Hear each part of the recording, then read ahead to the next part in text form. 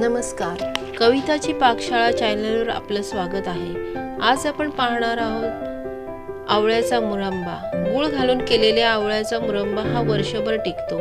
लहान मुले तर खातीलच, पण वयस्कर माणसेही खाऊ शकतील असा रसरशीत आणि मऊ असे आवळ्याचा मुरंबा। त्याच्यामध्ये व्हिटॅमिन सी असल्यामुळे ते आपली रोगप्रतिकारक शक्ती वाढण्यास मदत होते। तर चला असा रसरशीत आवळ्याची रेसिपी पाहूया।